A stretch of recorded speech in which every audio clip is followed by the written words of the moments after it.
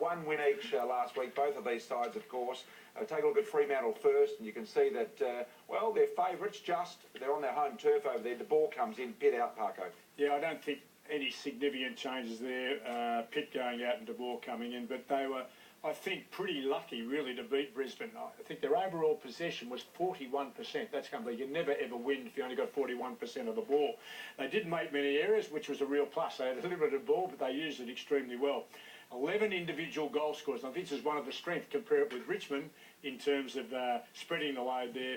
And I'll be interested this week, the Chris Scott factor coming from Geelong is going to be very interesting how they play against them. Michael Walters' interesting debut last week, played, of course, and celebrated a goal. Have a look at this from Michael Walters. Celebrated some of his finest work, little left foot banana. Yes, I'm happy about that. Goes to the crowd and says, look at me. Not once, not twice, but 3 times, and he's pretty happy. Now, we were wondering why he celebrated so hard. Have a look at the guy on the fence. Got the finger up. See him there in the maroon? Got the bird up. Had been given it to him all day. The bird was there, and he thought he'd just let him know. So that's why he celebrated so hard. Well, the goal was to win him the game. Yes. Yes, that had a bit to do with it. And, of course, one way not to celebrate. Yep. Our own Alistair Lynch. You silly Billy. Have a look at this. Lynchy, of course, trying to do the similar sort of thing. Come on, Lynchy. Kicks one out of his backside.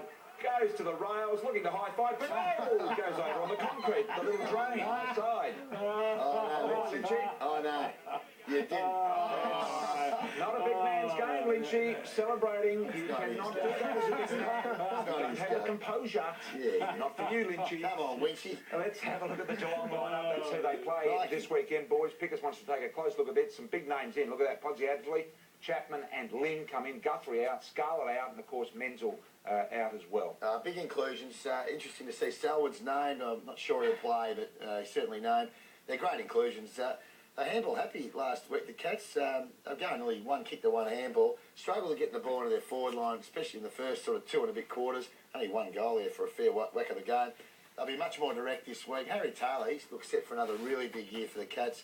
They need to get a lift out of Mooney and Hawkins this week, no doubt about that. But any team with the likes of Bartel, Chapman, Corey Kelly, these type of players, they're going to be very hard to beat. Parker, you got some matchups? I have. For the top 5, hold and go better. You thought I was going to muck it up, didn't you?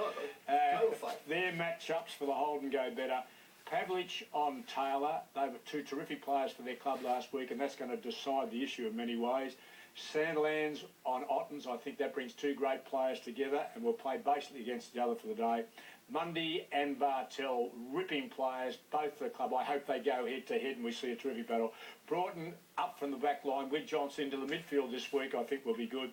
And 2 terrific young players, Fife and Wojcinski, will thrash up and down one wing at 100 mile an hour. I reckon that'll be a great contest too. One word, who wins it, Parker? I think Fremantle will just get over the home. Jono? Freo by 15 points. Pickers? Cats for me. Western Bulldogs take on the Brisbane Lions in the next one. This one's at